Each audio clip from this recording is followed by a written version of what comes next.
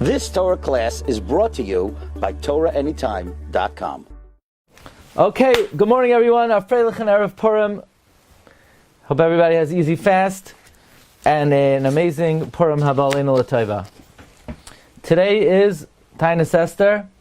Today was my grandfather of blessed memories, day of his bris, 106 years ago. He was named Mordechai, and this Shiur should be Le'ilei Nishmasai.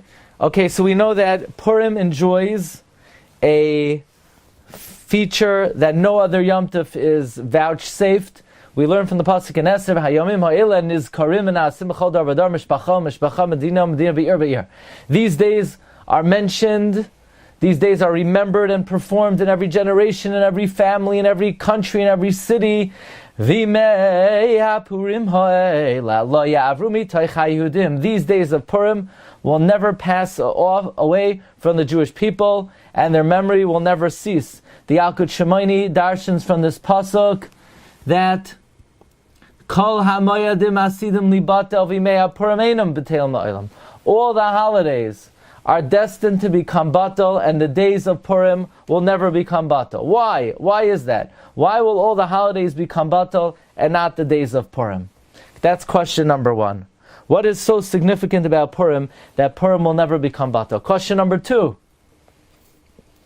We have 4 mitzvos midrabanan on Purim. We have the mitzvah of Sudas Purim, Nizkarim v'na'asim, Mishteh v'simcha v'yam tov. That's Midivrei Nevi'im, and therefore, since it's Midivrei Nevi'im, the Mishnah Berurah says one needs to be mechavein to mekayim the mitzvah tzrichos kavana. Secondly, we have the mitzvah of Mikra Megillah Midivrei Nevi'im. The Megillah at night, according to most poskim, is only midrabanan. Megillah during the day is Midivrei Nevi'im. Then we have the mitzvah of Matanos of Yonim, which the Rambam says is the most important of all the mitzvahs. And then we have Mishlayach Manos. And these are the 4 mitzvahs Midivrei Nevi'im. Come the Chachamim, and the Chachamim add another mitzvah. Amar Rava, Chayvinu shel besume b'puraya d'al yadav en harman lebarach Mordechai. So we have a rabbinic mitzvah to become inebriated, which is quite interesting. Number one, why would we have such a mitzvah? This mitzvah flies in the face of every single ideal that we hold dear, namely the crowning element of the human being is his seichel, and we always have to maintain our control. And yet, when it comes to Purim, we're encouraged to drink until we abdicate the seichel. How could there be such a mitzvah? But what I would like to focus on is, well, if it is a mitzvah, why isn't it mentioned in Megillas Esther? Why is it a later mitzvah midrabanan? Why is this mitzvah, so to speak, in a different category of all the other mitzvahs hayom? Now, that is question number 2.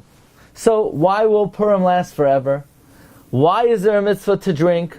And why is the mitzvah to drink on a different level than all the other mitzvahs hayom? So we'll call that 2 and 3. And then we have an interesting ran in Masechta Megillah. We know that any walled city, we know that in Shushan they read the Megillah on the 15th. How about in Yerushalayim? They read it on the 15th. What about other walled cities? So the Gemara's conclusion is that any city that has a wall around it from the time of Yehoshua ben Nun reads it on the 15th, and any city that does not have a wall around it from the time of Yehoshua ben Nun does not read it on the 15th. And the question the Rishonim deal with is, like, what in the world does Yehoshua ben Nun got to do with Purim? Why is the barometer, why is the determining factor if a city is considered a walled city, if it has a wall around it from the time of Yehoshua ben Nun? Yehoshua ben Nun, man dachar shmei, what does he got to do with it? So the Ran says, you know why? We want to give kavod to Eretz Yisrael. Because if we're going to say that any city that had a wall around it from the time of Shushan, you read it on the 15th, then almost all the cities in Eretz Yisrael do not have a wall around it from the time of Shushan. Because Eretz Yisrael was Bechorbana in the time of Purim. Therefore, in order to give kavod to Eretz Yisrael, that was charav in those days, we make the wall dependent on whether it was standing in the time of Yehoshua ben Nun and not in the time of Shushan. Comes the Klausenberger Rebbe in the Sefer Shefach Chaim, and he asks, Why all of a sudden comes Purim, we want to give honor to Eretz Yisrael? I mean, all of a sudden it's Purim and it's Israeli Day Parade. Why are we honoring Eretz Yisrael on Purim? Why don't we honor Eretz Yisrael on Tu B'Shvat, on Lag BaOmer, on Pesach Sheni? What's up is Purim? Oh, Purim! We want to honor Eretz Yisrael. What does Eretz Yisrael have to do with it? It didn't even happen in the miracle didn't even happen in Eretz Yisrael. There's another interesting custom that is worth our attention, namely that even though the Iker Sudas Purim is B'yom, and Sudas Purim Sha'achla B'layla La Yatsi Dei Chayvasai, there is a minhag to be mamshich the Suda into the nighttime. This minhag is brought by the Drashas Chasam Sofer. There's a minhag to be mamshich the Suda into the night. Chasam Sofer says, Hine Sudas Purim Sha'achla B'layla La Yatsi Dei Chayvasai Mikamakam Noegin Lahamshich HaSuda L'layla She Acharav. Says the Klausenberger Rebbe, many Gedolim, many Kedoshim from Ashkenaz, they adopted this custom to start the Suda during the day and to continue the night. Many of the Chasidim, many of the Tzadikim from Sanz, they do not adopt this custom. But nevertheless, this is a well-established Jewish custom, and we have to try to understand what is the idea of continuing Sudas Purim into the nighttime of the day after. In other words, what do you call a guy who's sitting in the sukkah on Shmini Atzeres? He decides to sit in the sukkah, and he just sits there until the night of Simchas Torah. What do you call such a person? We call him disturbed. That's what we call him. We call him strange, because there's no mitzvah to sit in the sukkah on Simchas Torah. So then why in the world would somebody continue their Purim Suda the night of the 15th? It's over. Purim is over. You're not living in Yerushalayim. What's this minhag of continuing the Purim Suda until the 15th day of Adar? Okay, so I want to speak out an idea that we have mentioned in the past, and then take it a step further. We know that the Shari Tshuva quotes Rabbi Yaakov Emden that even though by every meal there is a halacha that you should not take out all of your kalim, and that at every meal you should make a zecher l'chorben, that's legislated in Shulchan Aruch Siman Taf Kuf Samach, that you have to make a zecher l'chorben.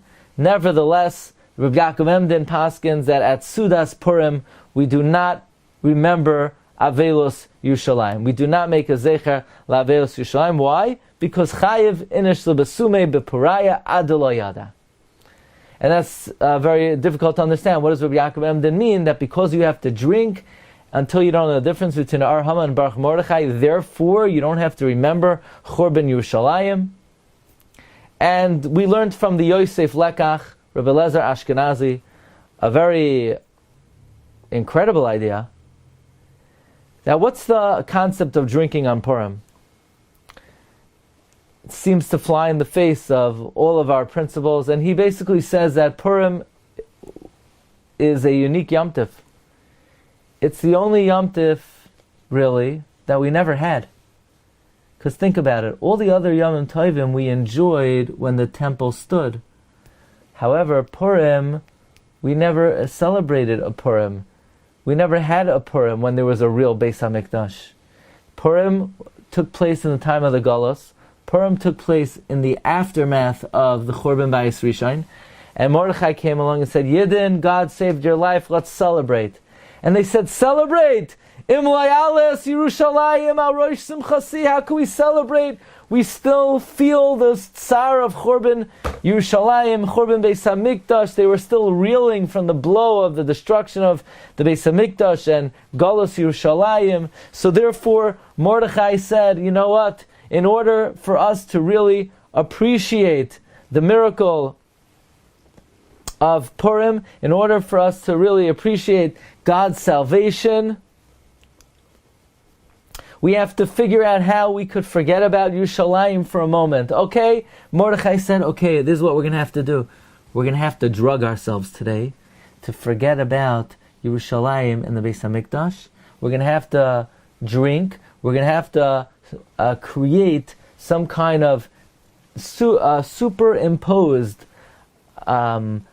way to try to forget about the pain of Yerushalayim and the Beis HaMikdash, and therefore the Chachamim of the later generations were masakein that there's a mitzvah to drink on Purim. Why? Chayiv inish levesume bepuraya ad lo yada mechorban Beis HaMikdash. That's the mitzvah. The mitzvah is to drink so that we don't have to, so we're not bogged down, we're not morose, we're not mournful over the Beis HaMikdash. This way we could appreciate the Purim. In other words, the purpose of drinking on Purim is otherwise in the aftermath of the Churban there was no way to enjoy the salvation. And therefore, says the Yosef Lekach, really they should have said Chayiv inish lebesume ad lo yada mechor Beis HaMikdash. But that would have been sacrilegious to say drink on Purim that you don't remember the Beis HaMikdash. So they couched it in more politically correct terms, and they said Chayiv inish lebesume bepuraya ad lo yada bein Ar Haman lebarach Mordechai. But that was the real kavanah behind what they did. Comes the Klausenberger Rebbe, and by the way, we added based on this that this gives a beautiful reading to the Gemara that Keshem shemishanichnas av mematin besimcha kach mishanichnas adar marben besimcha. The question is, what is the Keshem? Just like in Av we diminish joy, so too in Adar we increase joy. What does one got to do with the other?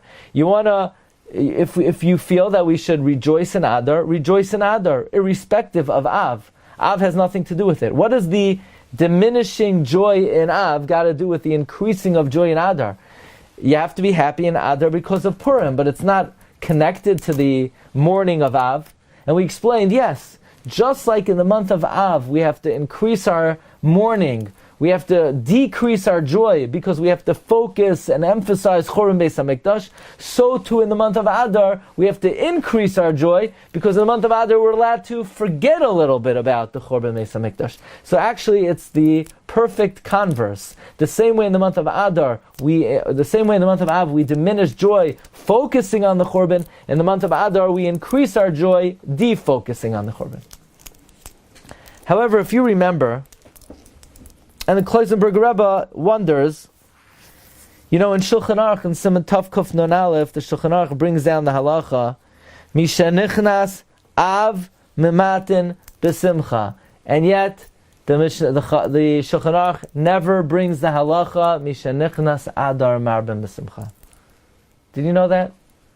The Shulchan Aruch brings when the month of Av comes in, you diminish joy, and the Shulchan Aruch never brings Mishnechnas Adar Mar Mesimcha. The Magen Avram brings it, but it's not codified in the Shulchan Aruch. Says the Klausenberger Rebbe, he refers us to a stanza in the Kinnis. And this is a stanza that Rav Shlomo Zalman also refers us to. In Kinna Mem we say, Eich esmecha oid b'chag. How could I ever rejoice again on the holiday? Eich Elois oid b'pur. How can I ever exult on Purim? How can I exult on Purim? Ad ki yivoyun yimei sasain lepurayach, until the days of joy come back and are restored. In other words, in the Kinna, we lament the fact that we can't enjoy a Purim. How can you enjoy a Purim? You enjoy a Purim, ma ma ma ma ma ma ma ma. You're going to start singing these songs when in your deep subconscious, it's gnawing on you the fact that we live outside of Eretz Yisrael and we don't have a Beis HaMikdash today, and the Shechina is Begalusa, and there's Chil Hashem all over the world. How in the world could somebody actually enjoy a Purim? You're going to tell me, oh, that's why we drink.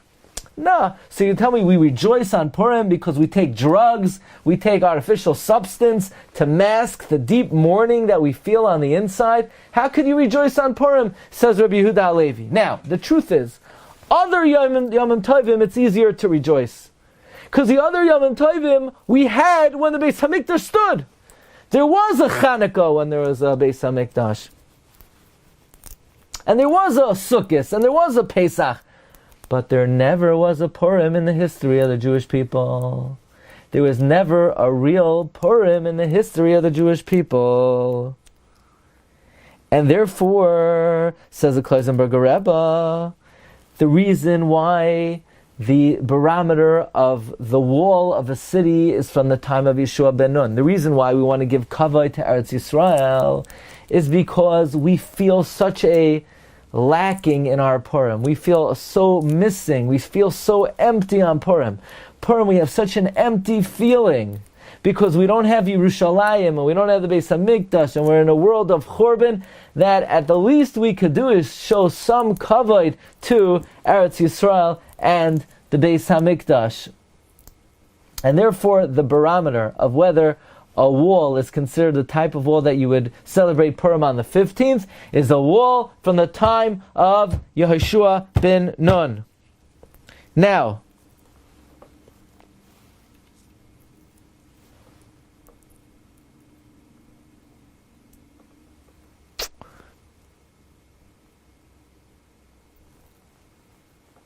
there's a very interesting halacha that instead of drinking until you become inebriated, the Ramah says it is correct to be oisek in Torah on Purim before you start the Suda, like the pasuk says, La Yehudim haisa oira v'simcha v'sasain vikar, which is a little bit of an odd minhag, because think about what you're doing. You're learning for a few minutes, and then basically you're stopping. So what exactly are you accomplishing? What's the purpose of this minhag? What's the message of this minhag? And the Ramah also says that there's an idea that you drink a little bit, and then you fall asleep, and when you're asleep, you don't know the difference between Ar Haman and Baruch Mordechai, which is also quite odd. You know, what's the meaning of that? You're going to drink a little bit, and then you're going to fall asleep. Also, another thing to think about is the Ikar Chanukah. When do we light the menorah? We light the menorah during the nighttime. Purim, however, the Ikar Suda and the Ikar Megillah is in the daytime. Says the Klausenberger Rebbe, Jews never used to go to sleep before Chatzos Halayla. Why not? Never happened. In the times that the Beis HaMikdash stood, the Jewish people always stayed up past midnight. You know why? Because they were so invigorated and energized by their open minds that were niftach through the medium of the Beis HaMikdash, that Jews always stayed up late learning Torah. And therefore Chanukah, which is a Yom Tov that took place when the Beis HaMikdash stood, the Ikar Simcha is in the nighttime, because a Yom Tov that's commemorating a miracle when the Beis HaMikdash stood, of course is celebrated at night, because that's what they used to do when the Beis HaMikdash stood. Every Chatzar was illuminated with Neiros. There would be Oisek B'Torah all night long. But in the times of Purim, even though they were Makabel the Torah, there was no Beis HaMikdash. And if there's no Beis HaMikdash, then the gateways of wisdom are locked. And if the gateways of wisdom are locked, not only is it difficult to learn Torah at night, but you could sit in front of a sefer during the day and it still doesn't go. It's still, your mind is closed. So that's what we do on Purim. On Purim we say, you know what? There's no way we would have the strength to learn at night. Not only that, we learn a little bit in the day, and then we drink, and we're already asleep because our minds are closed. In other words, we're demonstrating how can we really rejoice on Purim without a Beis HaMikdash, because without a temple that's the source of our Chachmas HaTorah, it is impossible to enjoy, it's impossible to rejoice. All we could do is learn Abyssal, and then we're already conked out like Mesim. And that's why the Shulchan Aruch doesn't bring the halacha chayiv Mishem nichnas adar marbin b'simcha. You know why? Because we don't paskin that way. We're not happy in Adar. You know when we'll be happy in Adar? When Mashiach comes. The halacha of Mishem nichnas av mematin b'simcha, that's noigea b'zman hazeh. The halacha Mishem nichnas adar marbin b'simcha, it's hilchas l'mashiach. It's not relevant yet. It's not relevant to us. We're not up to that yet. In fact, Rav Shlomo Zalman Auerbach says an amazing idea. He says There's a mitzvah of Mikra Megillah. There's a mitzvah of Mishlach Manos. There's a mitzvah of Tanas Levyoinim. There's a mitzvah of Suda. They're all Midivrei Nevi'im, and if they're Midivrei Nevi'im, they will last forever and ever. But the mitzvah to drink on Purim is only Midrabanan. You know what? Says Rav Shlomo Zalman. The mitzvah to drink on Purim is basically drug yourself on Purim so that you won't feel the tsar of the Churban. But la'asad lavai, when Mashiach comes, the mitzvah will be batel. There won't be a mitzvah to drink. The whole purpose of drinking is to allow you to forget about the Churban. But when the Beis Hamikdash will be rebuilt, b'mheira v'yameinu, then there won't be a mitzvah anymore to drink. As we say in the Kinnus of Tisha B'Av, Eich Elois oid b'pur ad ki yavoyon yemei sasain lepurayach. But la'asa lavai, then we're going to have a real Purim. So it comes out, Rabbi Isai, we never had Purim yet. We never really had Purim. We're still waiting for Purim. Says Rav Shlomo Zalman, that's why we greet each other on Purim. Purim Sameach. May you be zoiche to see a real Purim. You know when that will happen? When the Beis Hamikdash will be rebuilt. The bracha Purim Sameach is it's a bakasha that we should be zoiche to a real Purim Sameach in the times of the Geula. Therefore, says Rav Shlomo, the Klausenberger Rebbe, the idea of why we extend Sudas Purim from the 14th to the 15th. It's basically where we're saying, right now we cannot enjoy a Purim on the 14th.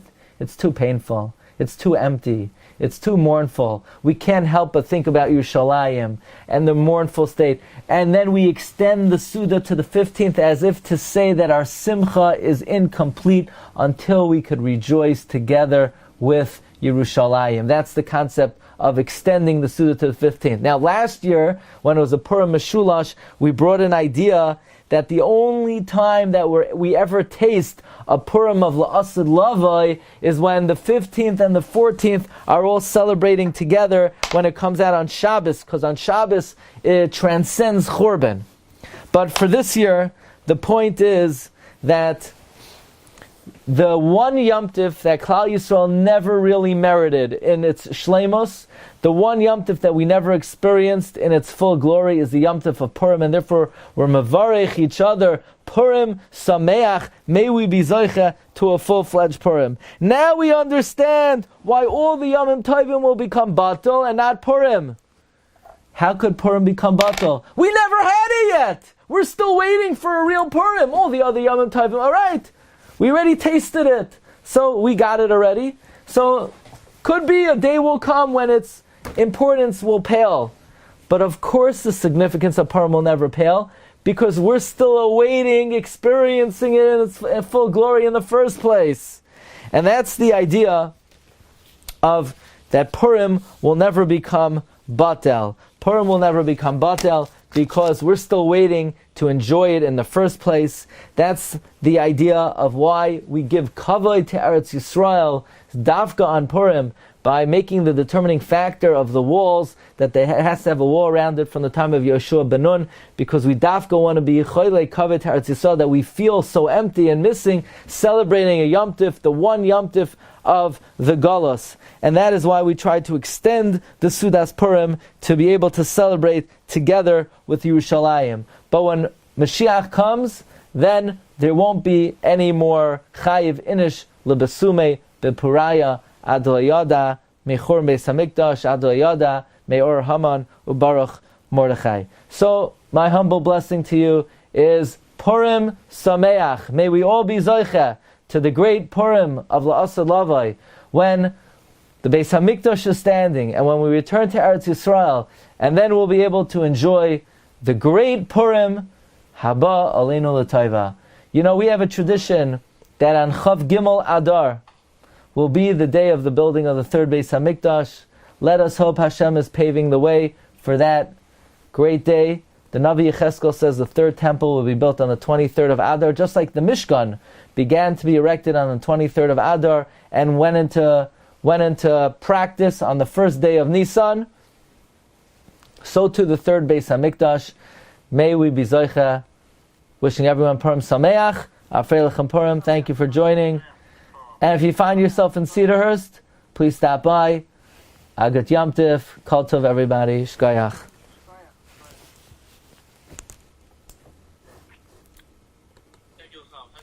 Thank you, Kol Tov guys, be well, bye-bye. You've just experienced another Torah class brought to you by TorahAnytime.com.